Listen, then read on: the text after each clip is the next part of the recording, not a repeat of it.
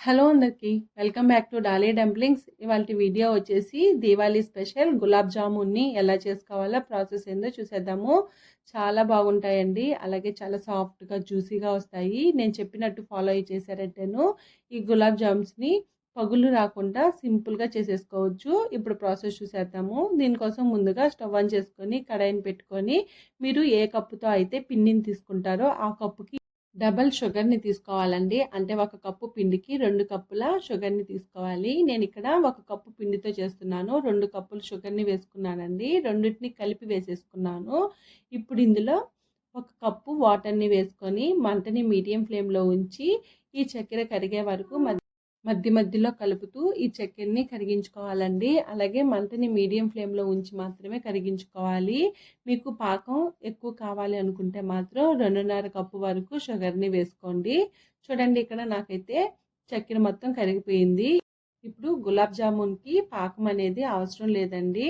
చూడండి, ఈ షుగర్ సిరప్ని చేతికి కాస్త టచ్ చేసి చూస్తే స్టిక్కీగా అయినట్లయితే మాత్రం గులాబ్ జామున్కి కావాల్సిన పాకం రెడీ అయిపోయినట్టు అర్థం అండి.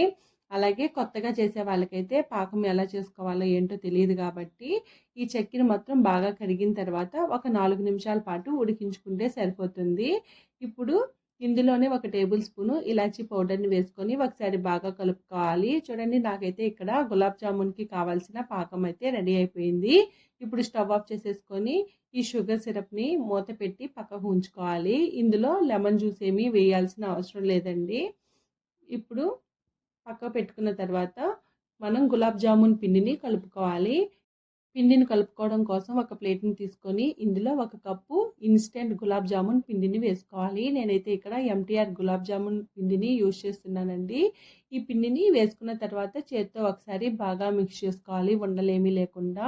ఇందులో ఒక కప్పు పిండికి పావు కప్పు వరకు కాచి చల్లార్చిన పాలని యాడ్ చేసుకోవాలి. మీరు పాలకి బదులు నీళ్ళతో కూడా చేసుకోవచ్చండి. కొద్దిగా పాలని యాడ్ చేసుకుంటూ ఈ పిండిని సాఫ్ట్గా కలుపుకోవాలండి. అంటే చపాతీ పిండి కన్నా చాలా సాఫ్ట్గా కలుపుకోవాలి. మీరు గట్టిగా కలిపేశారంటే మాత్రం గులాబ్ జామున్లు పగుళ్ళు వచ్చేసే ఛాన్సెస్ ఉంటాయండి. ఇక్కడ ఈ పిండి అనేది చేతికి అంటుకుంటూ ఉన్నా పర్వాలేదు, కానీ మరి గట్టిగా అయితే కలపొద్దు. చూడండి, నేను ఇక్కడ వీడియో క్లిప్లో చూపించే విధంగా కలుపుకోవాలి. మరి ఎక్కువ చపాతీ పిండిని మనం కలుపుతాం కదా, ఆ విధంగా అస్సలకి కలపకూడదండి. ఈ పిండిని ఈ విధంగా కాస్త స్టిక్కీగా ఉండేటట్టుగానే కలుపుకోవాలి. ఇలా కలుపుకున్న తర్వాత ఈ పిండి మీద మూత ఉంచి కనీసం ఒక 5 నిమిషాల పాటు పక్కకు పెట్టుకోవాలి.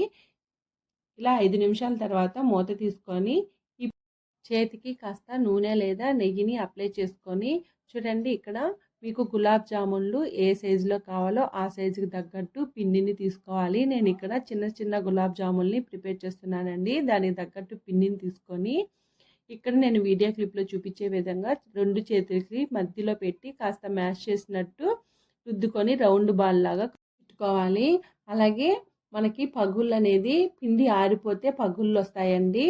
దానికోసమే పిండిని లూజ్గా కలుపుకోవాలి. చూడండి, ఇక్కడ కొంత పిండిని మాత్రమే ఇలా గులాబ్ జామున్ లాగా చుట్టుకొని పక్కకు పెట్టుకోవాలి. అంతా పిండిని అలాగే గులాబ్ జామున్ లాగా రౌండ్ బాల్ లాగా చుట్టేసుకుంటే పిండి ఆరిపోయినప్పుడు ఇవి పగుళ్ళు వస్తాయి కాబట్టి కొన్నిటిని మాత్రమే రౌండ్ బాల్ లాగా చుట్టుకొని మిగిలిన దాన్ని మూత పెట్టుకొని పక్కకు పెట్టుకోవాలి. అలాగే మీకు అన్నీ ఈక్వల్గా కావాలంటే మాత్రం ఏదైనా స్పూన్తో కాస్త పిండిని తీసుకొని ఈ విధంగా రౌండ్ బాల్ లాగా చుట్టుకోవాలి. నేనైతే ఇక్కడ చేత్తోనే ఈక్వల్గా చేసేసానండి. ఇప్పుడు వీటిని పక్కకు పెట్టేసుకొని స్టవ్ ఆన్ చేసుకొని కడాయిని పెట్టుకొని డీప్ ఫ్రైకి సరిపడా ఆయిల్ వేసుకోవాలి. గులాబ్ జామున్ని డీప్ ఫ్రై చేసుకోవడం కోసం ఆయిల్ అనేది కాస్త ఎక్కువే వేసుకోవాలండి. ఆయిల్ అనేది లైట్గా వేడైన తర్వాత గులాబ్ జామున్ని వేసుకోవాలి. మీరు ఆయిల్ ఎక్కువగా వేడి చేసేసుకుంటే మాత్రం గులాబ్ జామున్లు త్వరగా కలర్ చేంజ్ అయిపోయి లోపల వరకు వేగదండి. దానికోసమే ఆయిల్ అనేది మీడియం హాట్లో ఉండాలి. ఇలా ఆయిల్ వేడైన తర్వాత మనం ముందుగా ప్రిపేర్ చేసుకున్న గులాబ్ జామున్ని వేసుకోవాలి. ఇప్పుడు గులాబ్ జామున్ని వేసిన వెంటనే మీరు కలపకూడదండి. మంటని మీడియం ఫ్లేమ్లో ఉంచి ఆ గులాబ్ జామున్లు వాటి అంతటికే అవే పైకి తేలే వరకు కలపకూడదు. చూడండి, ఇక్కడ గులాబ్ జామున్లు అనేది నెమ్మదిగా ఆయిల్లో నుంచి పైకి తేలుతున్నాయి కదా. ఇప్పుడు మంటని మీడియం ఫ్లేమ్ టు హై ఫ్లేమ్లోకి అడ్జస్ట్ చేసుకుంటూ ఈ గులాబ్ జామున్ని నెమ్మదిగా డీప్ ఫ్రై చేసుకోవాలండి. ఇవి లైట్ గోల్డెన్ బ్రౌన్ కలర్కి చేంజ్ అయ్యే వరకు ఆయిల్లోనే వేపుకోవాలి. చూడండి నాకు ఇక్కడ లైట్‌గా కలర్ చేంజ్ అయ్యాయి. అలాగే ఇక్కడ నేను వీడియో క్లిప్‌లో చూపించే విధంగా ఈ గులాబ్ జాముల్ని గరిటెతో రౌండ్‌గా తిప్పుకున్నట్లయితేను అన్ని గులాబ్ జామున్లు ఈవెన్‌గా కుక్ అవుతాయి. చూడండి ఇలా వేపుకున్న తర్వాత వీటిల్ని ఆయిల్‌లో నుంచి డ్రైన్ చేసుకొని 1 నిమిషం పాటు పక్కకు పెట్టుకోవాలి. ఇలా తీసిన వెంటనే షుగర్ సిరప్‌లో వేయకూడదండి. 1 నిమిషం అలాగే ఉంచేసి 1 నిమిషం తర్వాత మనం ముందుగా ప్రిపేర్ చేసుకున్నాం కదా షుగర్ సిరప్‌లో వీటిల్ని వేసుకోవాలి. ఇలా వేసుకున్న తర్వాత ఒకసారి బాగా కలుపుకోవాలి. మరీ ఎక్కువ హాట్‌గా కలపొద్దండి.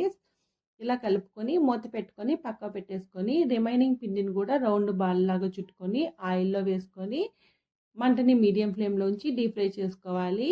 ఇలా డీప్ ఫ్రై చేసుకున్న రిమైనింగ్ గులాబ్ జామున్‌ను కూడా 1 నిమిషం పాటు బయట పెట్టి నిమిషం తర్వాత ఈ షుగర్ సిరప్‌లో వేసుకోవాలి. ఇలా వేసుకున్న తర్వాత ఒకసారి బాగా కలుపుకోవాలి.